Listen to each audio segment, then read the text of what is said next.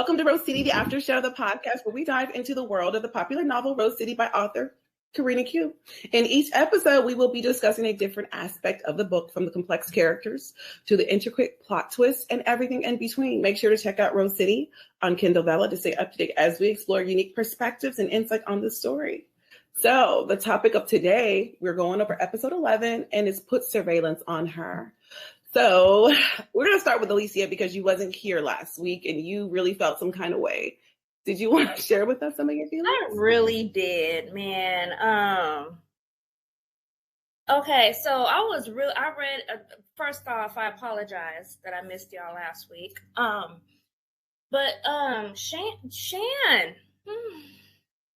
Shan, I read that, was so uncomfortable. I was like, no, because I really wanted this to be, this is the man of Malia's dreams, and I'm like, ooh. And then this chapter really didn't help.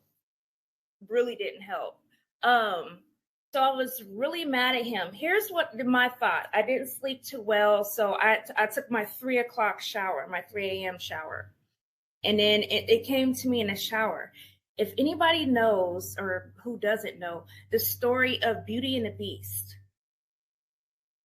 somehow I was like, there might be hope for them yet. Like, I read, of course, chapter 10 and then chapter 11, and I'm like, oh, this dude is just all problems. Like, he wants to know her life. He beat up her dad.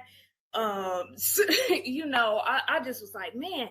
And so, but I was thinking in that story, you remember the Beast. He was a beast because he was such a butthole. And he tried the wrong lady and she turned him into a beast. He effed around and found out and became the Beast. And the whole town knew him as this mean, vicious monster and stuff, right? And he even kidnapped her dad, or I think her dad wandered into the castle. And kept that man in a dungeon, was about to let the man die from cold and starvation, whatever. And he was like, I don't care, this ruthless, and it was Belle that came to the castle looking for her dad. And then, he decided, well, fine, I'll let him go, but you're staying here with me and you're going to love me and blah, blah, blah. And I was like, I see that similarity, with Chan, almost like Chan's the Beast and Malia is Belle. And I'm like, there might be hope that's just me being stupid. There might be hope for them yet, because it wasn't until Belle came to the castle, she taught Beast love. He couldn't hide who he was, just how, Shan's so deep into this mess. He can't hide what he is. There's no keeping nothing from her. She's going to know. Even down to the father's getting jacked up, And so I'm like, there might be hope for them yet. Maybe she's going to change something in him. Maybe he'll learn love and there'll be something. So that's just me holding hope out, because they both keep dreaming about each other. And I was a little bummed out to find out that triad mess ain't no joke. Like, he wants her financials. He wants her life. He wants to know what she's doing at home. Like, not even if she's out anywhere, just if she's at home. What book are you reading? Like, what are you doing? Anywho, that's I was mad at first, and then I read this chapter, and then, I had that little perspective, and I was like, well, maybe, we all want Malia to find love, and there's a connection there, almost on a spiritual level and another level. So I'm thinking maybe, she's like Belle. She's going to go to the castle. He made dad promise that she's going to love him. So, maybe it'll happen and whatever. I'm holding hope out, whatever. There might be hope yet. I'm not far, far, far in the book yet, but that's all. That's my little perspective. I love your perspective. And because when I called her last week, she was in the phone screaming. I was like, it was as if she was like, I know these people. I'm feeling some type of way. Uncle Frank got worked, baby. He got worked, And so the way I kind of looked at the situation was when Chan left Malia at that moment, he got that phone call and he had to go to that warehouse. His men had already found Frank. Frank had been kind of hiding out. He knew he was supposed to have that money back by a certain time and a certain day, and it just didn't happen.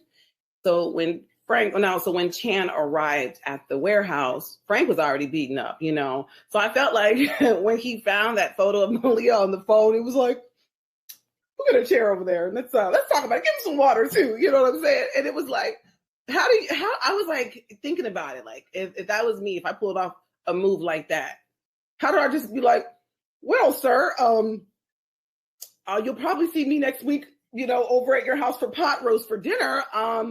Just don't tell your daughter nothing about what my guys did to you, and we gonna call it even." So I kind of felt like Chan kind of had to really commit to that. You know what I mean? Because at first I was thinking like, did he really have to do all that? Like, did he really have to do that? Right. But then I was thinking it was already done. He didn't know that Frank and Malia were, father and daughter. He had no clue. So I do, but I'm going to say this. I do feel like Chan really sold it hard. Like he was like, you better make her love me. And if I'm not happy, everybody's coming up missing. And I was like, well, sir, I think, Frank had kind of, had an understanding that this is what was going to have to happen, even though Frank was not on board with it. He had to get beat up a little bit more to make sure that he understood, what was happening. Right. So, but yeah, I feel like Chan was like, if I'm gonna, lean into this role, I just got to do it with you. And you just need to like play along with me here or else everybody's about to get it. So yeah, that whole situation was quite wild. What about you, Kitty A? I really loved Alicia's analogy of Beauty and the Beast.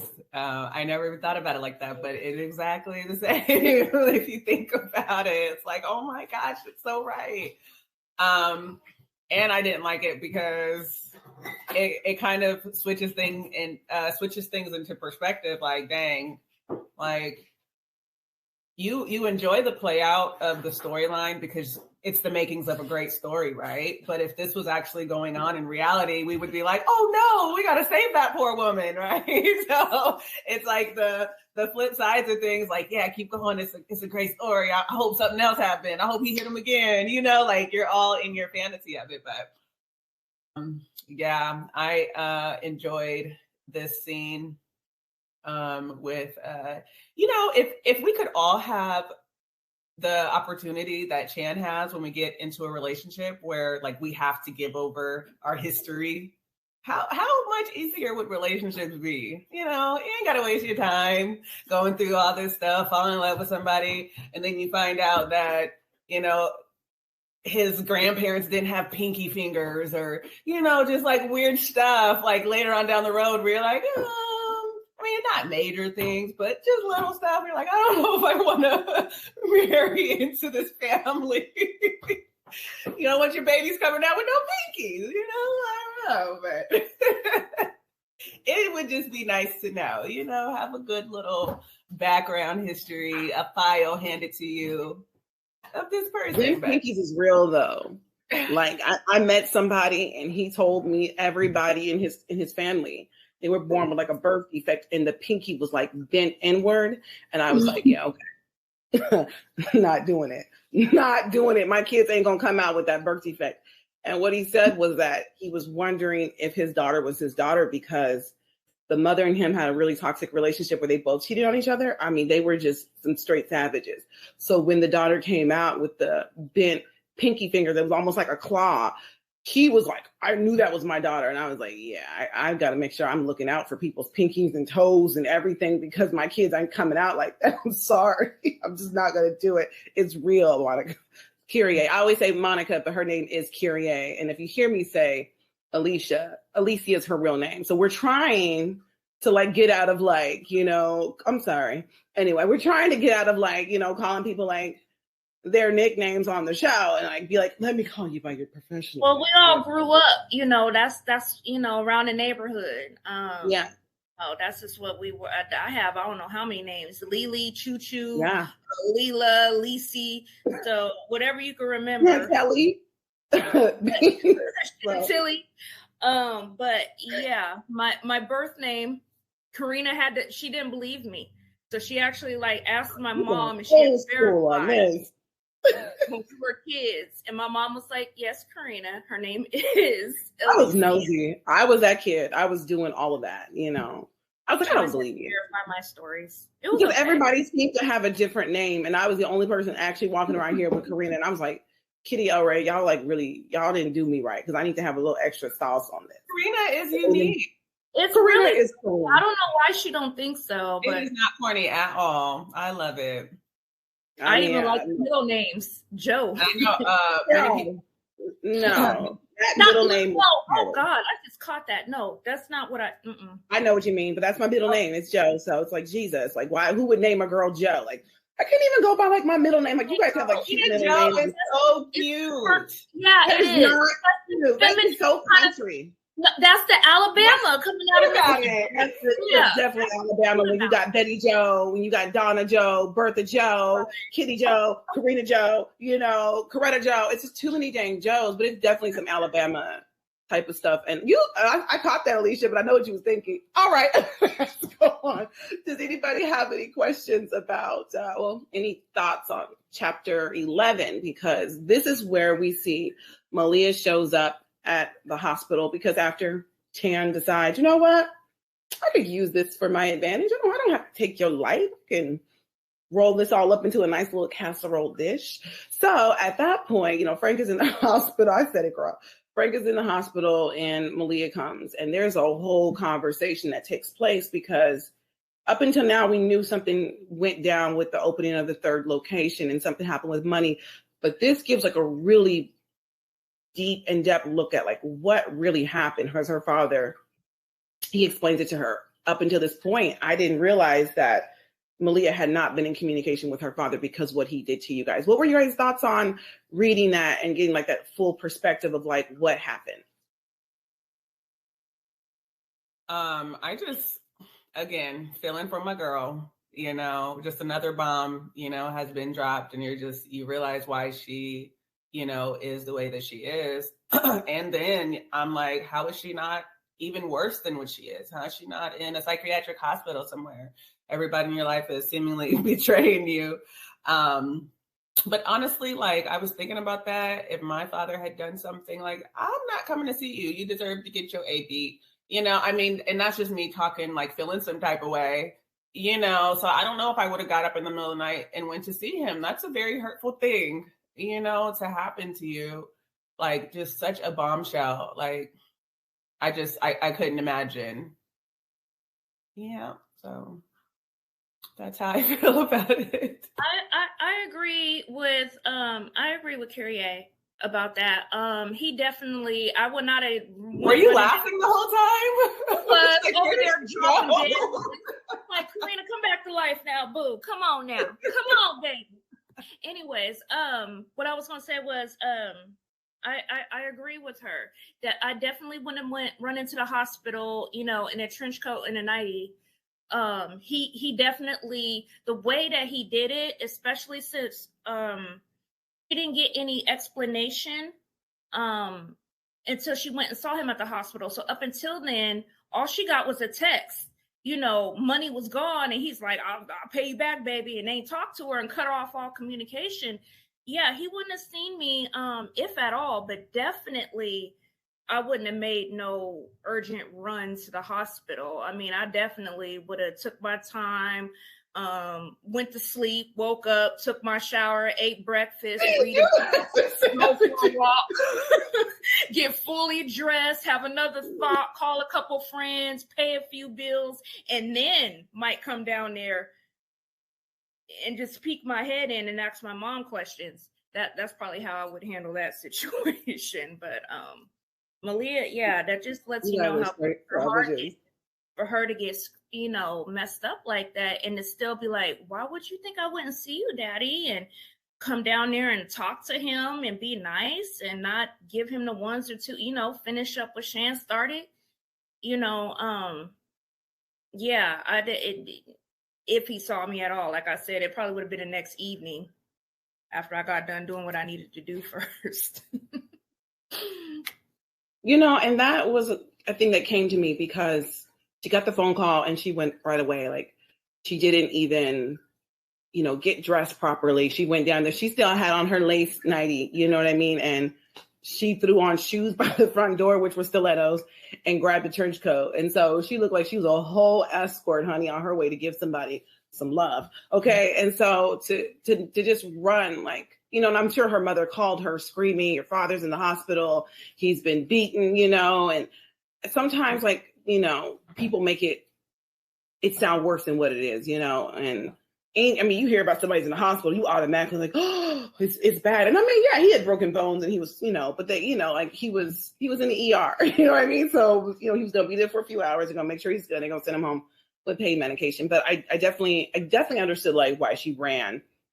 When you love a person who has betrayed you, you can't always just shut that off. You know what I mean? And up until that point, her and her father had been like besties. He invested into her business when she first got it started. And so, she paid him back, of course, but he believed in her when her mother didn't believe in her, when her grandmother didn't believe in her. And so to have somebody who's been your hero your whole life, you love them. And this is what you do. Like, your dad in a lot of ways is like the first man that you really look to.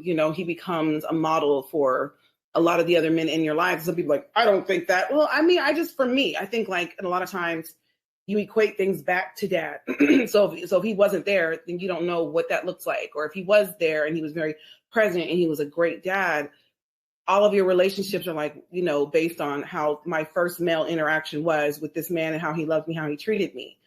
So to go all this time and, Frank being that rock for the family, and then now all of a sudden he just stole this girl's money. He's not, responding to her. It does make me feel like what was the dynamics going on even with her mother? Because I'm sure she called her mom, called her sisters, grandparents, like, yo, this fool cleaned me out. Like, and now he's not answering the phone. Like, so like, am I going to pop up on him? And I'm like we having some type of an intervention because you going to answer for this, I mean, the book talks about like, she had work being done on another location and having things, renovated and having to get ready to like pay the contractors, like maybe like their second payment to finish things off. And then there's no money there. And now people want to sue you.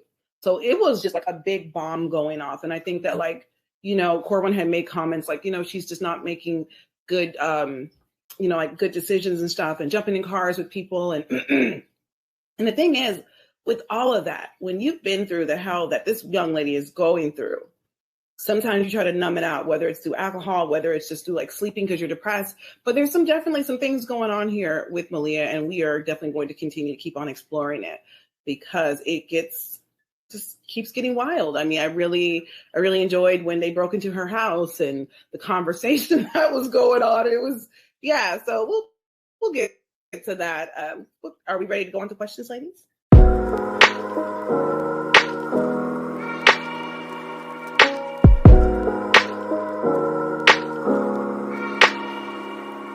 All right. Our first question of the day comes from Jeremy from Jackson, Mississippi. Jeremy asks, Chan is going through a lot of trouble to check on Malia. Why is he doing this? Well, I feel like he has a lot of personal assets to protect, including himself, and he's probably been through some things in the past where, he may have been betrayed, usually in that type of thing, and type of world, you find out who you can trust and who you can't trust from an early age. So seeing that, it's just like, you got to be cautious. You get tired of being heartbroken. You get tired of, not knowing things that are, popping up like pinkies, later on down the road. Some people don't show their feet, for months and years into a relationship. True story. Been there, done that. And then when you see why they've been hiding their feet, it's like, oh, well, you should have presented this a year or two ago so I could have left. But, so it's just that kind of stuff. And bigger things, of course, financial backgrounds and everything else. That's just nice to know before you get involved, especially when you live a high profile, type of life. So I think it makes sense it would be foolish not to be checking on folks that you're involved with, so.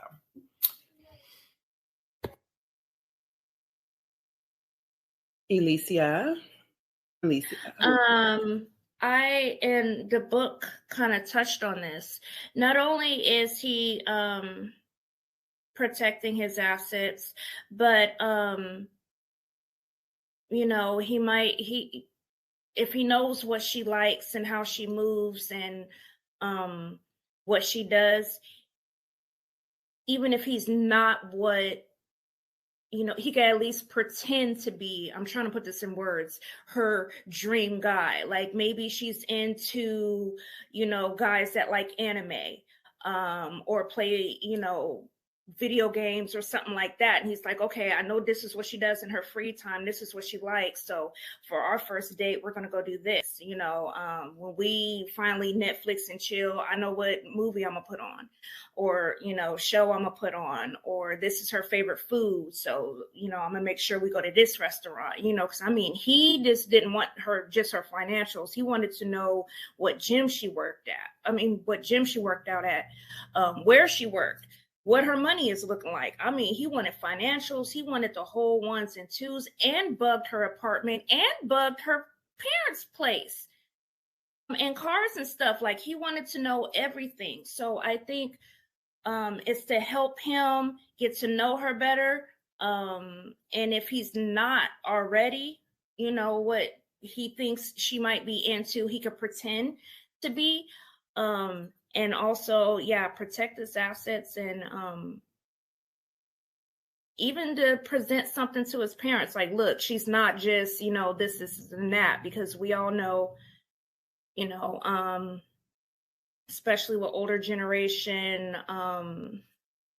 any race. I don't want to make it just this race or that race, but when it's interracial, and the parents are typically, you know, back in their home country or whatever, and, you know, they have an issue, not to pull the race card, but especially with Black women, where it's like, oh, what, you're dating her? What does she have going on? Or what does she need you for? Or what she got, you know? So he could just, hey, boom, she owns these businesses. This is what she's doing. This is her educational background. Boom, boom, boom, boom, boom. If he even cares about, you know, he might just be like, whatever, mom, you know, move on that way. But yeah, I think it's and that's really on the tail end. I really think it's more of wanting to know how to proceed with her. He's already beat her dad half to death. And, you know, that may come out later on. So it's kind of like, okay, let's, you know, he needs to sweep her off her feet at this point. I mean, that's my give on it. What you think, Corenna? Girl, you gotta stop telling myself he already beat her dad down. I'm like, girl, I don't know why. That was just cracking me up. Y'all okay, so and also, yeah. He had the man hanging from chains from the ceiling. Okay, and that's all I'm gonna say about no. They really put them ones and them twos on Frank. Okay, I took a lot of money. Yeah, right. I think Chan is definitely going to a lot of trouble to check Malia out. And I think that goes back to his roots of who he is. They're organized crime. This is what they do. They need to know everybody who they deal with. They need to know, can people be trusted? And I think, you know, Alicia, you made a lot of good points as well. Like, this might, you know, definitely be handy later on. Because let's be honest, people always like, we're in 2023. You guys act like that really means something. I'm sorry. Every time I hear people say that, I'd be like, and have you not looked at the news? Do you not see the stuff that's happening in the world? Stop giving me this. We're supposed to be so advanced past that. I don't think that, like, racism and classism and sexism is something that when we get to a certain number on a calendar that it's just going to be erased. It's not. It's a sickness, and it's deep rooted within people and societies, and it's passed down from generation to generation because it's a flawed way of thinking. So him being part of the triad, I definitely believe that, like, he's used to dealing with people. He knows that deals don't always work out the way that you think that they're going to work out. You know that people aren't always who that they say that they are. So if he does his due diligence with this woman, he's ready to give it all to Malia. You know, he is just like, this ain't just some average bum chick. Like, this is this could be wifey right here. Like, this could be something that I could really build with this woman. So he's trying to make sure that I'm not out here like trying to start a family with this woman and then come to find out she's got all this like dirt behind her. She's really a scammer, or she's, you know what I'm saying, just really putting on, right? So, and again, like Alicia says, this might also help with that whole like family dynamic. So if they're just like, why would you go and get an outsider, especially someone of this color? You know what I mean? He can go back to, okay, she's smart, she's highly educated, you know, she's got businesses, she comes from a good family. That also helps as well. But just knowing who she is, I mean, I have never been to this point, and I know none of us have, because it would be kind of crazy. But like, some people are so desperate for something that they'll manipulate every aspect of a situation to gain full control. Chan is like, you know, if this is what I think it is, if this is like what I believe it is based on these dreams, again with the dreams, right? But if this is what I absolutely think that it is, I need to make sure 100% that she is the one before I go all the way in, ready to do everything for her and be her man completely. I need to make sure she's trustworthy. But again, like I said, I don't think that like regular people have access to having, you know, you followed and you bugged and, you know, all of this type of stuff. Because I really do believe that if regular people could, they would totally do it. Like me and Kyrie was talking last week, like, what if they had like an app where you have to like divulge all this information about yourself so that you can cut the BS, right?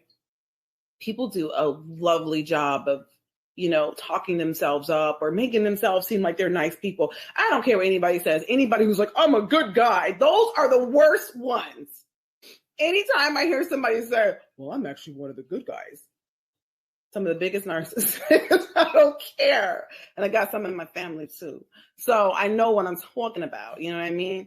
So yes, I definitely feel like he went to a great length to know everything about her, but then that is to ensure that she's everything that he wants her to be, or to present himself in the best possible light. Like Alicia says, hey, if we want a Netflix and chill, I need to know what you're looking for. I need to know what you're into. So then it just makes it feel like we really have this deep connection because he's into you too, or he's into The Last of Us, you know, or he's into The Walking Dead. And he's like, I didn't even watch this stuff before I met you, but now that I know what you like, I can give you everything that you've been waiting for. You know what I mean? So I definitely feel like Chan is being a smooth criminal. And yeah, I would hate to run into somebody who had those abilities to do those things to me, because baby, the manipulation is real. Yeah, I was thinking, even though it would be great manipulation, would the other party be so wrong in doing that? Like, you know, if you really like this person and then you got insight on what they liked and you did your best to get into it too because you really wanted to. Said, "Stop me, baby." She said, "Come find out all about Mamacita." Like, isn't it kind of like, you know? I feel like there's a sweet aspect to it also. I mean, as long as it didn't get too crazy, you know, like it's kind of sweet. No, just me. Okay. You know why it's sweet? Because Chan is sexy as hell, and he's got money and all of this, and he's successful. If this dude was like 455 pounds, lived in a trailer park, had a humongous cul-de-sac, hair missing, belly for days, drove a 1975 pickup truck, had a dirty dog that hasn't been washed, you know, since it was born, like, we wouldn't be like, oh, they're so cute. We'd be like, girl, call the cops. How's your wife? How's your kids? For somebody, you know what I'm saying? So let's just be honest. When a person is attractive and they're successful, when they do stuff that's narcissistic or they do stuff that's like psychopathic, it doesn't look as bad. It's like, he had a good reason. You do have a point. We're looking, right. But when you don't, when you're unattractive and you pull out that same stuff, then people be like, nah, because I don't like it. So Alicia, come on, because I know you got some tea for it, because you got that look on your face. Come on. Okay, I love y'all, and y'all could be mad at me, but we kind of getting into some Corwin territory here. Okay, the whole, I mean, if the act of it is sweet, the act of it is sweet, no matter what they look like. It's like they're making an effort to get to know you and like what you like, but it's like, oh no, I mean, if you fine, you know, that's hot. But if you are ugly, oh my God, I'm getting you locked up. You need to be away from society. Get out of my face with that. Oh, good. And I'm like, hold on. Wait a minute. So is it sweet or is it not? Like, I'm just listening to y'all and I'm a little confused. And I'm like, you know, Corenna coming in with it. Well, but if you're unattractive, and I'm like, Okay, we treading some Corwin waters here. So, anywho, you know what it is, and I totally understand Zach what you're saying, but like me and Kyrie was talking about, like in the 90s when I grew up, you know what I'm saying? Well, all of us grew up, of course, because we wouldn't be here today. Lifetime television for women always would like have like Saturday afternoon. They would have all those movies about the men who stalked women. And one thing I always thought was very interesting was that the men who stalked these women were always super good looking, you know, where it was like, oh, it's not so bad, right? Until he got up and he started killing people and breaking necks and breaking into people's houses and wrapping his face up in her panties, like just weird stuff, right? And I always thought about it. It's crazy to me how women are like, I mean, I wouldn't mind. I mean, if you know, Richard Drico did it for me or Johnny Depp, like they was okay with it. But I was like, if that fool looked like he crawled out of a garbage can and he was homeless, it would be a whole nother feeling. So I definitely understand what you're saying. And it's very toxic. I'm not saying I want somebody to stalk me. God knows that. But I don't care if you find or not. I just don't need that stress. That's stress. You know what I'm saying? But that was the thought process. That's something that we have talked about. And I've heard other women say certain things like if men do things and it's considered to be like toxic, they will literally rationalize it with how fine he is. But if that man looks like tar, they're like, get your hands off of me. So it is sick though. Like I'm with you on that. I'm so with you on that. So I'm sorry. Did you say tar? Girl, yes, because tar smells. It's sticky.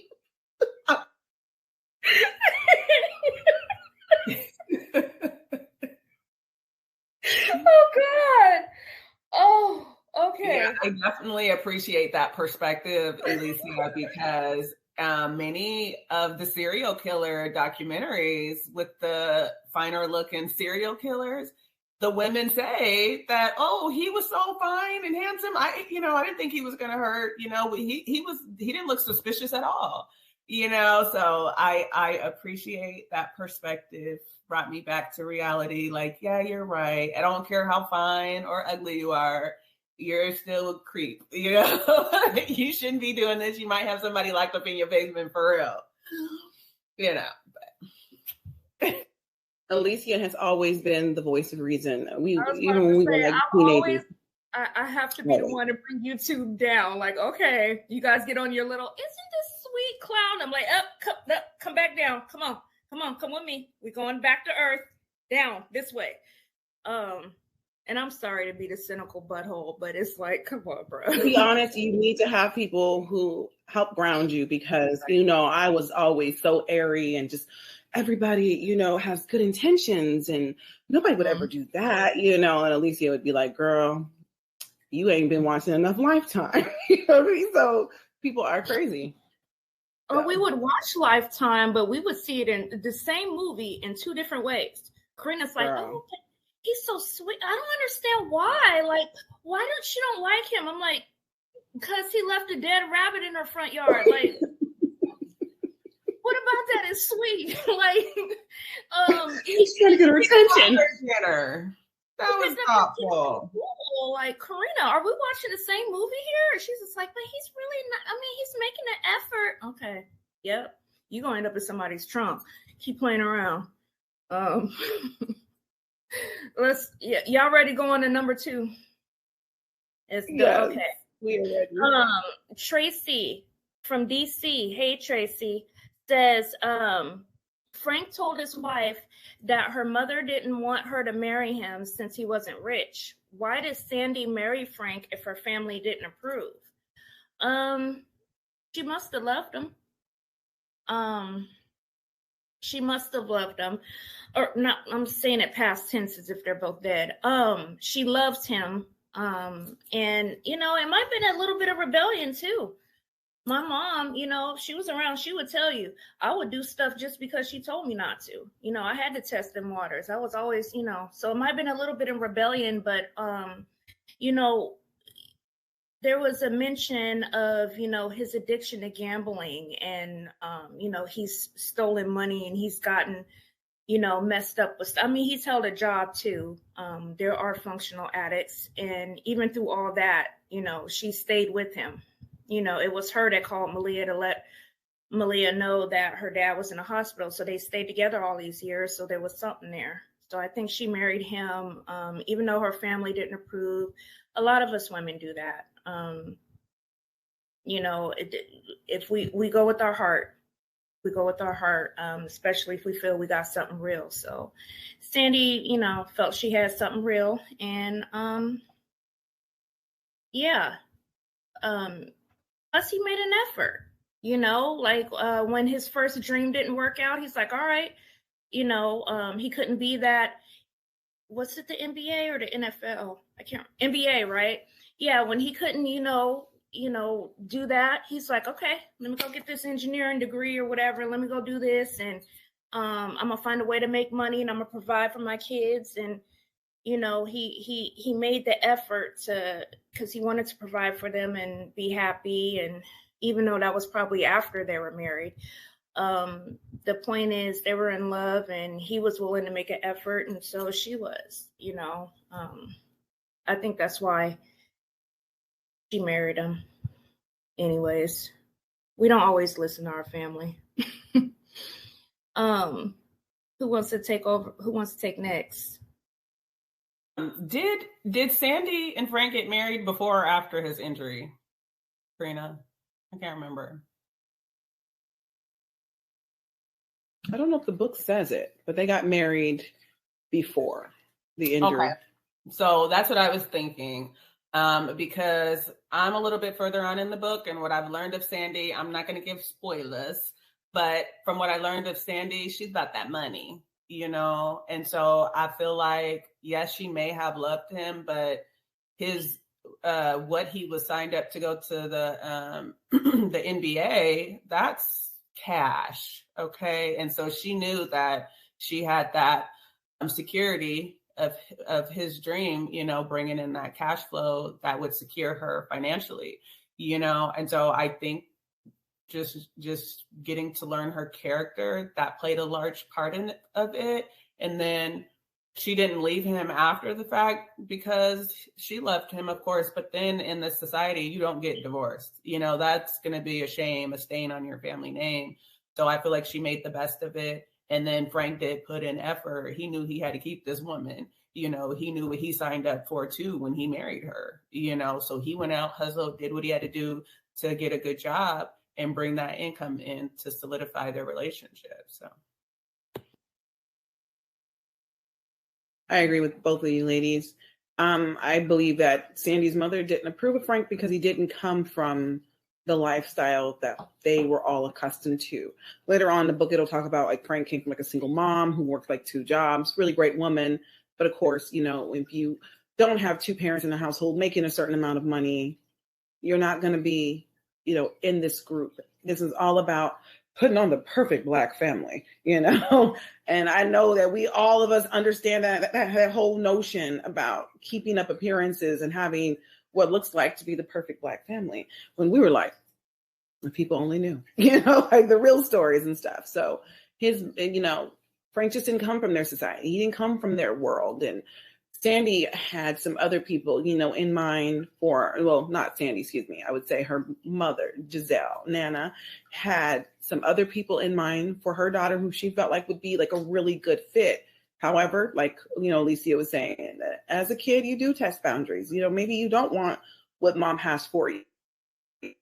So she's got this good looking guy, and he's said to be, drafted right out of, high school. Because at that time you could draft out of high school. Now you have to go on to college. They don't let you do that anymore. But anyway, at that time, he was being drafted out of high school, and she was in love. And so even though, her mother felt like it had to be from a certain family and all this, she was like, I'm still going to get everything I want. I'm still going to have a great husband. We're still going to have a great life. And it all changed for her. But yeah, that's why Nana looked down on Frank and Sandy's union, because she just looked down on him. Let's be honest. She was like, you're from the wrong side of the tracks. You don't mix with our group, and so Frank could have just allowed his life to have fallen apart. That's a really big, when your dreams come to an end, like the way Frank's dreams come to an end, that could be extremely devastating. But like he posseed up. He was like, what do I have to do? Okay, this has come to an end, but I have a family. You know, I have a wife. She's pregnant. What do I do? Like, I need to make sure that I take care of my family. He went back to school. He became an engineer. And it said that he made 6 figures. He busted his tail to make sure that his family had everything that they needed, even if it didn't seem like they were appreciative or they always wanted more. He did whatever he could do for his daughters and his wife. So he was a good husband.